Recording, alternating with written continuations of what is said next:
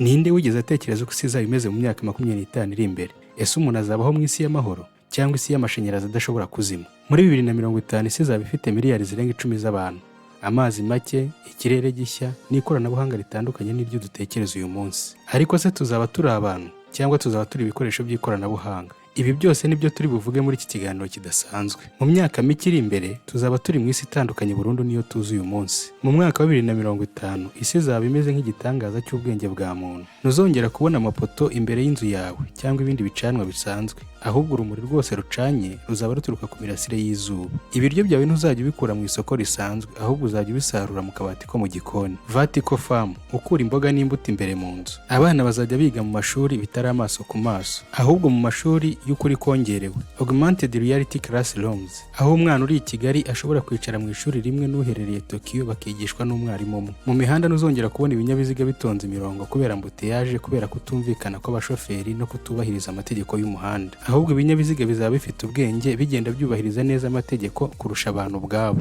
Umuntu azajya yinjira mu modoka yiryamire imujyane aho ashaka nta kibazo agize, kandi imodoka nyinshi zizaba zigendera mu kirere mu rwego rwo guca mbuteyaje yo ku butaka. Imijyi izaba ifite amazu maremare yubatse nk'ibiti, forest towers, aho buri gice gifite ibyatsi, ibiti n'inyoni. Umujyi uzaba utameze nk'ikirere cya sima gusa, ahubwo nk'ishyamba ryo hejuru. Mu bitaro umuntu utakibasha kugenda azasimburizwa amaguru y'ikoranabuhanga, amaraso ye akongerwamo robots ntoya zisukura indwara, kandi indwara z'umutima cyangwa kanseri zizaba amateka, zizaba zicungwa nanotech medicine. Ushobora kuba uri umusaza w'imyaka 90 ariko ufite imbaraga n'imyiyereko nk'iby'umusore w'imyaka 30. Abantu bazabaho imyaka 120 kandi ntibizatangaza kubona umuntu ufite imyaka 150 agihagaze neza. Igihe cyose uzaba uhagaze ku muhanda, kamera zizaba zikuriho, algoritime zikamenya uko wambaye, uko wiyumva, waba useka cyangwa ubabaye ndetse n'icyo utekereza gukora. Ubuzima bwawe bwite buzaba amateka. Abantu bazaba babaye mu isi yo hejuru ariko imitima yabo iri mu migozi ya tekinoloji. Ariko si ubwo buzima bw'inzozi buzaba impamo kuri bose, cyangwa buzaba indirimbo y'abakiri bake mu gihe abandi bari mu mwijima w'amapfa n'inzara? Ese ubwo isi izaba yihuta kuri uru rugero, hari abantu bazasigara inyuma? Ushobora kwibaza uti niba muri 2050 abana bazaba bigira mu kirere cy'ikoranabuhanga, ni iki kizaba ku mwana uzakurira mu cyaro adafite amazi meza? Mu gihe imijyi izaba iri mu kirere, hari indi isi izaba iri mu gicucu, amapfa akomeye, intambara z'amazi n'ubuzima butagira ubuzima bwa muntu. Ibyo nibyo bigaragaza neza ko isi ya 2050 izaba ari paradizo kuri bamwe n'isanzure ry'umwijima ku bandi. Ubuzima bwa muntu buzaba burimo igitangaza kitigeze kubaho mu mateka y'isi. Abaganga ntibazongera kuba ari abaganga gusa, bazaba ari abahanga mu guhindura DNA. Umwana azajya avuka adafite indwara zimugira umunyantege nke, bityo ibibazo byajyaga bibaho byo kuvukana ubumuga kuri bamwe bizaba amateka. Kanseri n'izindi ndwara z'imivukire nabyo bizaba amateka. Ibikoresho by'ubuvuzi bizaba robot ntoya cyane ku buryo ntazo ushobora kubona n'amaso. Zizajya zigenda mu maraso yawe zikuramo uburozi, zikavura udusebe, zikica udukoko dutera indwara. Umuntu usanzwe agira indwara y'umutima azajya yinjira mu cyuma, acibwa umurongo muto ku ruhande rw'igituza, hanyuma asimburizwa umutima mushya w'ubwenge. Bio artificial heart, ushobora gukurikirana amaraso yawe kurusha umutima wawe wari usanzwe. Ubuvuzi buzaba bwarahinduye ibintu ku buryo umuntu azabaho imyaka 120 cyangwa 150.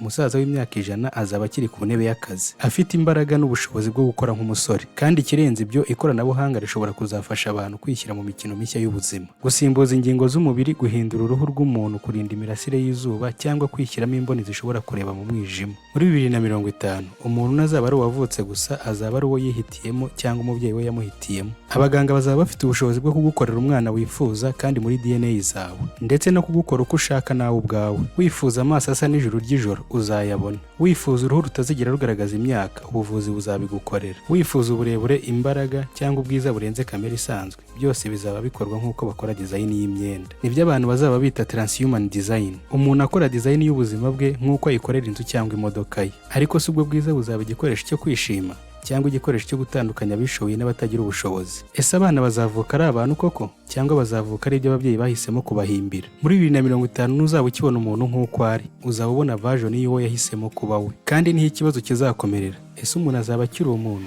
cyangwa azaba igishushanyo cy'ikoranabuhanga? Mu magambo make, umuntu azaba akiri umuntu gusa cyangwa azaba ari cyborg, umuhanga uhuriweho n'umubiri n'ikoranabuhanga. Ariko se koko ubwo buzima buzaba impano kuri bose? Ese niba umuntu ashobora gusimbuzwa ingingo z'ikoranabuhanga, bivuze ko abashoboye kubyishyura aribo bazagira ubuzima burambye, mu gihe abandi bazaba bakiri mu bitaro by'amapine barwana n'indwara z'akarande? Hari ikibazo gikomeye kizaba muri 2050. Ni iki kizaba giteye ubwoba kurusha urupfu? kuba warabuze ubushobozi bwo kwishyura ubuzima. Ubuzima buzaba bugizwe n'icyiciro cy'abazahorana imbaraga n'icyiciro cy'abandi bazagaragara nk'amateka. Ese ubwo bumenyi buzaba ari impano yo kurokora abantu bose cyangwa intwaro yo gusiga isi igizwe n'ingero ebyiri, abahoraho n'abatazongera kubaho? Ibi byose byerekana ko ubuzima bwa 2050 buzaba bwuzuye amayobera. Ubuvuzi buzagukiza indwara, ariko ubushobozi buke bushobora kugutandukanya n'isi. Ariko hari ikindi kibazo kiremereye kirenze ubuzima bwacu bwite: imihindagurikire y'ikirere. Niba tudafite isi yo kubamo, ubwo buzima bwose bw'ikoranabuhanga ntibuzagira icyo bumara. Muri 2050 isi izaba yarahindutse mu buryo butaziguye. Ubushyuhe bw'isi buzaba bwarazamutse hafi dogere 2 kugeza kuri 3.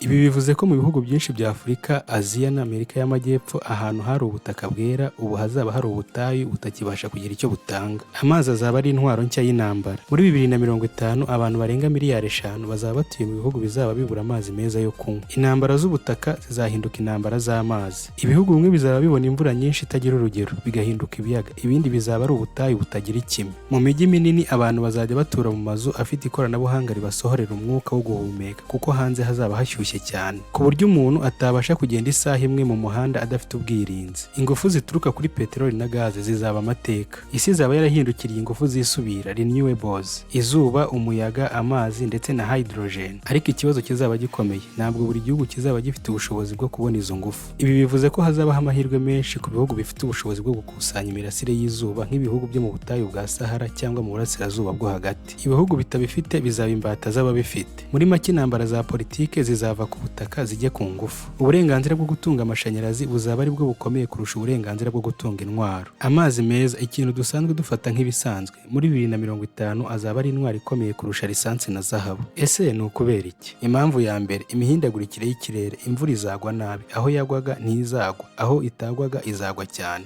Imyuzure izasuka amazi menshi mu gihe gito, ariko ntazabasha gufatwa ngo akoreshwe igihe kirekire. Impamvu ya kabiri ni ubwiyongere bw'abaturage. Abantu miliyari 10 bazaba basaba amazi meza kurusha uko isi ishobora kuyatanga. Umuntu wese azaba ashaka amazi yo kunywa, yo guhinga no gukora mu nganda. Impamvu ya gatatu ni umwanda n'icuruzwa ry'amazi. Amazi menshi azaba yanduye kubera imyanda yo mu nganda, imiti yo mu buhinzi ndetse n'ubushyuhe butuma ibiyaga n'inyanja bihinduka. Aho kugira ngo amazi aboneke ku baturage bose, azahinduka business. Ibigo bikomeye bizajya biyagenzura nk'uko bigenzura peteroli. Aho amazi azabura hazaba intambara. Ntabwo azaba ari intambara yo kurwanira ubutaka cyangwa amabuye y'agaciro gusa, azaba ari intambara yo kurwanira akajerekani k'amazi. Muri Afurika, mu burasirazuba bwo hagati ndetse no mu bice bya Aziya, ibihugu bizashobora gutera intambara ku bindi kugira ngo byigarurire imigezi n'ibiyaga. Muri 2050 amazi azaba ari zahabu nshya y'isi. Mu mwaka wa 2050 isi izaba ituwe n'abaturage barenga miliyari 10. Kandi nubwo ikoranabuhanga rizaba rifite ubushobozi bwo kongera umusaruro, ikibazo cy'ikirere kizaba cyaratumye ibyo kurya biba bike. Hazabaho ibintu tutigeze dutekereza: imirire ishingiye kuri poroteyine z'ibinyugunyugu, inyama zikorerwa muri laboratwari, amafunguro yaturutse mu alge. Ese abantu bazakira iki kinyuranyo? Ese umuntu uzakurira mu mujyi wa 2050 azaba akibona akaboga kavuye mu murima, cyangwa azaba abona ifu ikorewe mu ruganda? Imihindagurikire y'ikirere izaba icyorezo gikomeye. Kandi niba isi yacu izaba iri mu nzara n'amapfa, ubwo bukungu bwose, ubwo buzima bwose, n'iyo si y'inzozi twabonye haruguru bizaba ari ibitekerezo gusa. Ariko nanone ibi byose bizazana ikibazo gikomeye kurusha ibindi byose: ubukungu n'ubusumbane bw'abantu muri 2050. Muri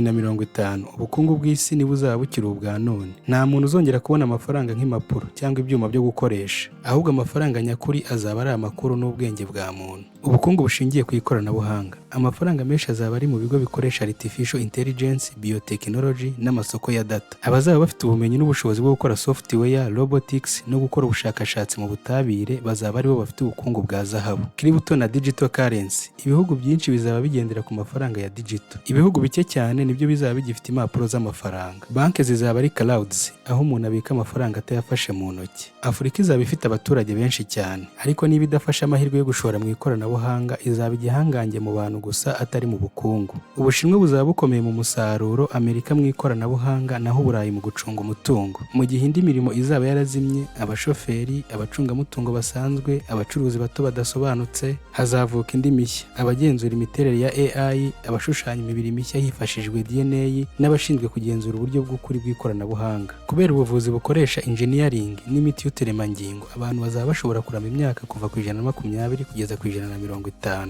Uburwayi bumwe nka kansa, diyabete, sida buzaba bugenzurwa nk'uko butugenzura ibicurane, ariko nanone ubuzima buzaba bugizwe n'ikinyuranyo gikomeye. Abafite ubushobozi bazabaho nk'abami, bafite ubuzima bwiza, amazi meza n'ubuzima burambye. Abadafite bazaba babayeho mu buzima bugoye cyane, mu turere twanduye, badashobora kubona serivisi z'ibanze. Muri 2050 isi izaba igizwe n'ibice bibiri: isi y'abakire b'ibihe bizaza n'isi y'abakene basigaye inyuma mu mateka. Ikoranabuhanga ryagiye ritwubakira isi nshya buri myaka 10, ariko muri 2050 rizaba ritakiri igikoresho gusa, ahubwo rizaba ari ubuzima ubwaryo. Ubwonko n'imashini bizaba bihujwe, brain computer interface. Umuntu azajya yicara atekereze gusa, ikoranabuhanga rimwumve. Utekereje kwandika, amagambo agahita aza kuri screen. Utekereje kujya mu rugendo, drone igahita igutwara. Inzu zizaba ari smart ku rwego tutigeze kubona. Ntituzongera kugira abakozi bo mu rugo, abakozi bo mu rugo azaba ari robot ikumenya mbere y'uko ukanguka, ikagutegurira ibyo kurya bijyanye n'umubiri wawe, bikakurinda indwara mbere y'uko ziza. Imodoka zizaba ari AI 100%. Ntihazabaho shoferi, uzajya uhamagara imodoka nk'uko uhamagara moto ikagusanga aho uri. Mu mijyi minini abantu bazajya bakoresha drone zimeze nka taxi, zikabavana ku nzu zikabageza ku kazi. Imikino n'imyidagaduro, virtual reality and augmented reality. Isi yose izaba muri metaverse. Umuntu azajya bari mu nzu no ariko yiyumva nk'uri ku kirwa cya Maldives, cyangwa akajya mu gitaramo kiri live kandi atigeze ava mu cyumba cye. Muri 2050 abantu bazaba bashobora guhindura ibice by'umubiri.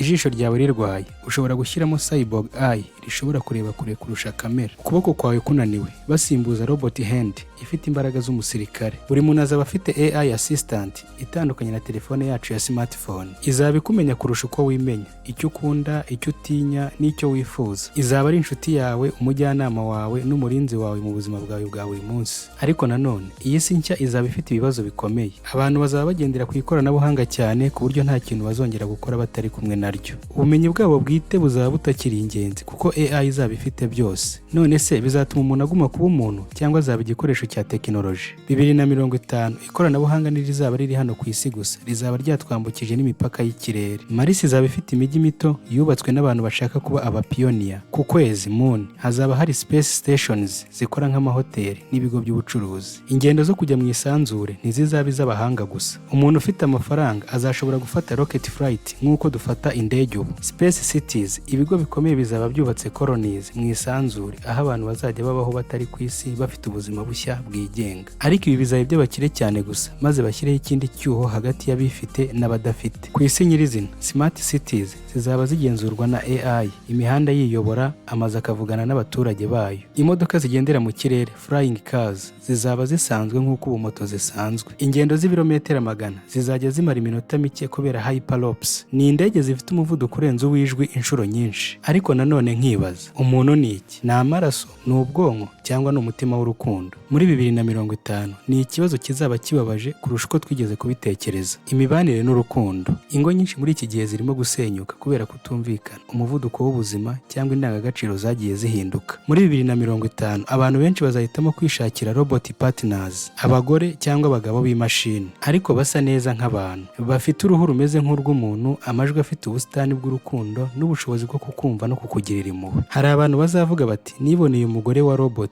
umpa amahoro, undi utirone narashakanye nawe mbere. Abandi bati, nabonye umugabo wa robo utarigera mbabariza umutima nk'uwo nari mfite. Abana bazavuka binyuze mu ikoranabuhanga, genetic design. Ababyeyi bazajya bahitamo imisusire y'umwana bashaka, ubwoko bw'amaso azaba afite, ubwoko bw'umusatsi azaba afite, ubwenge, imbaraga, ubuhanga mu muziki cyangwa muri siporo. Guhitamo urubyaro bizaba business. Abantu bafite amafaranga bakazabyaza abana bafite design perfection, mu gihe abakene bazabyara abana basanzwe ariko badafite amahirwe angana. Ariko se bizagira ngaruka ki ku bumuntu mu gihe robo zishobora gukunda, gusetsa ndetse no kurira amarira? Ese urukundo rw'ukuri ruzaba rukiriho cyangwa ruzaba rwahinduwe n'ubuhanga bwa silikone na kode ya AI? Ese umuryango uzaba ugisobanura abantu babiri n'abana babo, cyangwa azaba ari umuntu n'umugore cyangwa umugabo wa robo n'umwana wakozwe mu ikoranabuhanga? Ikibazo gikomeye cy'umuntu. Muri 2050 abantu bazibaza bati, ese kuba umuntu bisobanuye iki? Mu gihe ikoranabuhanga rizaba ryaraduhaye ubuzima burambye, imbaraga zidashira n'urukundo rudashira, dushobora kuzisanga twarambuwe ikintu cyonyine cyaturangaga, ubumuntu. Ndagushimiye cyane wowe twabanye muri kino kiganiro, ngira ngo ngusabe nimba utarakora subscribe uyikore, tuzakomeze kubana mu biganiro bizakurikira. Sawa, ibihe byiza, Imana ikomeze kubana namwe.